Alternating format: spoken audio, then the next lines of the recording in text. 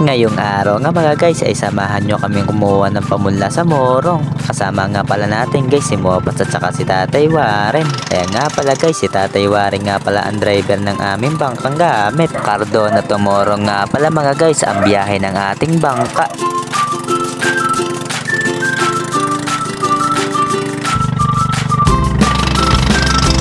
Yan nga mga guys ay may nadaanan kami magandang kangkong. Grabe, sobrang haba at sobrang berde.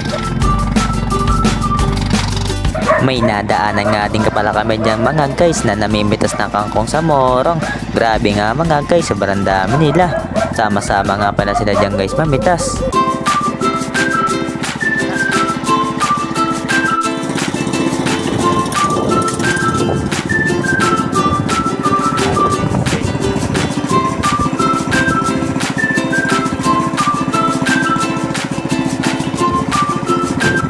Sobrang init nga pala guys ang biyahe namin dyan nila Mopat at ni Tatay Warren.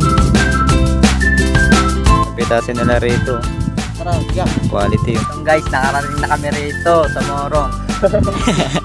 Ay nga pala guys si Kuya Joe nagtatapos ng ano. Yun o. Nagtatapos ng kangkong pampunla. Yun o. Ay nga pala guys sila Mopat at sila Tatay Warren. Yun o. Merenda muna kami guys.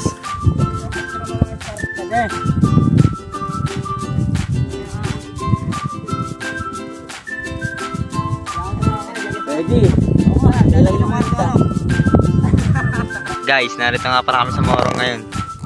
Nagkakot kami guys ng pamundayan guys sa Morong.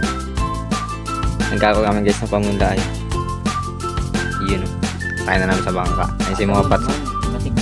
Tsaka si Kuya Joe. Ayun. Tatali ng mga pananim.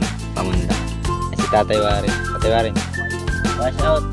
Wash out daw. Sabi Tatay Warren. Para guys, minamitas nga pala dito guys.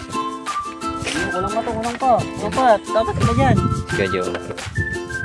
Huwag ka takot. Guys, sobrang init nga pala guys. Tirik ang araw ngayon. Ayaw ng ano. Ayun. So yun guys, konti na lang. Diyan o.